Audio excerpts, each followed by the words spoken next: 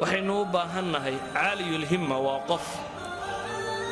raba shaqada uu qabanaya inuu xoog ku qabto yaa yaxya khudi alkitaaba biquwa baa ilaahay yidhi yaxya kitaabka xoog ku qaado awood isticmaal waxaa ilaahay subxaana wa tacaala inoo tilmaamaya waman araada alaakhirata wasacaa laha sacyaha wahuwa mu'min faulaa'ika kaana sacyuhum mashkuura ninka dadaala ee dantiisu aakhira tahay ilaahay subxaana wa tacaala waa uga mahad celiya waxay leenahay qofka caaliyil himmaga ahi waa qof wakhtiga bakhayl ku ah waayo 12 minid haddii beyj qur'aana lagu qaybayo mise saacadood baa kaa luma maxaad 12 kan kaaga dhigay wax weyn waxay yidhaahdaan culamaa'i nafs insaanku bay yidhaahdaan التعويض waxa la yidhaahdo isticmaalaha wixii loo baahnaa markuu qaban kari waayey bay yidhahdeen meel kaloo isku mashquuliyaa si uu meel kale uga muuqan karo sheekada iyo maxaa la yidhi daynu isku mashquulinnay dabeetana xaggaasaynu ka wada muuqan masalada meesha taalla waxa weeye waxay dhahaan caqliga bini aadamka waa laba qaybood qayb waxaa la yidhaahdaa alcaqli alwaaci qaybna waxay ku sheegaan alcaqli albaatin aw illa shucuuri alcaqli alwaaci waxay ku tilmaamaan waa caqliga soo jeeda waa caqliga taxliiliya waxaan xawaastu ay aragto isha iyo dhegta iyo maqalka iyo dareenka iyo waxa kan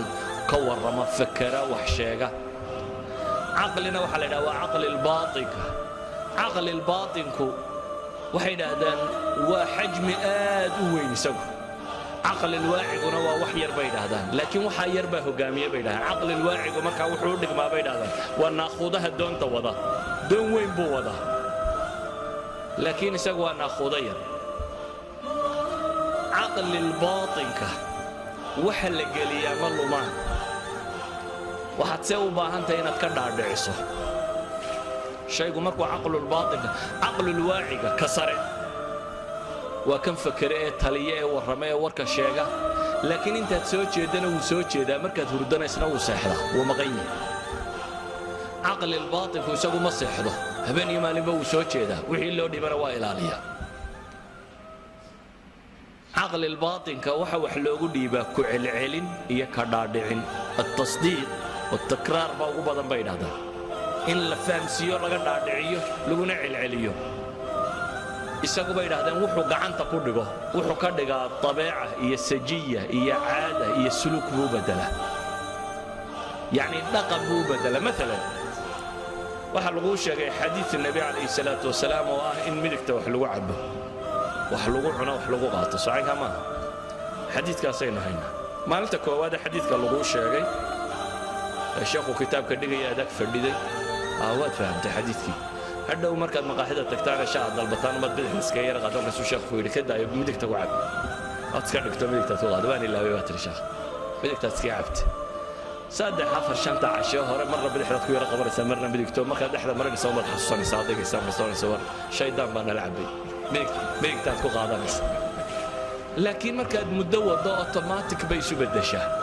koob baa la soo dhigayaa midigtumaad ku qaada weligaa bidixda ku qaban maysid waad iska barata waayo waxay yidhahdaan caqli albaatinka ay degtay uma baahnid inaad fikirto tidhaahdo ma bidixdaan ku qaadaa ma midigtaan ku fikrad lagaama rabo inaad tidhaahdo bidixda iyo midigta teebaa go'aanku qaadanayaaye waad iska fiiqaysaa qoladan waxbaadha waxay yidhahdeen maalan askari haddaad doonaysa bay yidhahdaan inaad garato waa la joojiyaa dhaqaaqa dheh bidixdu ka dhaqaaqaya waayo iyadaa lagu tireengareeyey askarigu markuu istaago bidixdaabaa dee socodku ka bilaabmi jiray haddii aad askari taagto is idhaahdo socod bilow bidixdun buu dhaqaajinaya halka qof kale laga yaaba mar inuu midigta qaado mar bidix kolba tii u fududaata inuu qaado idan caqli albaatilku bay dhahaan waa waxa loo dhiibo waxa loo dhiibaana in lagu celceliyaa unbay ku xidhantay faatixada miyaa gaftaan faatixada goormaad akhridaa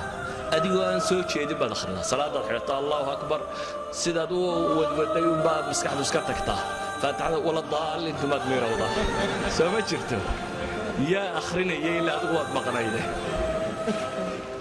yacni caqli lwaaci baa maqnaa caqligii soo jeeday ayaa maqnaa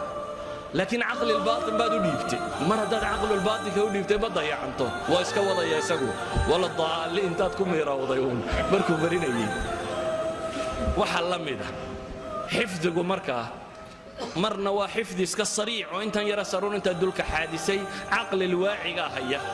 oo safxadaad ka fakaraysaa oo aayadda ku xigtaad baadi doonaysaa oo kelmadaada eegaysaa oo maskaxdu waabay xisaabinaysaa intaa weli caqli alwaacigi baa xifdigaagu ku jira laakiin haddaad daafiso ka kale u dhiibto uma baahna inaad ka fakartee sidaa faatixada loo akhriyo ayaad u akhriyaysaa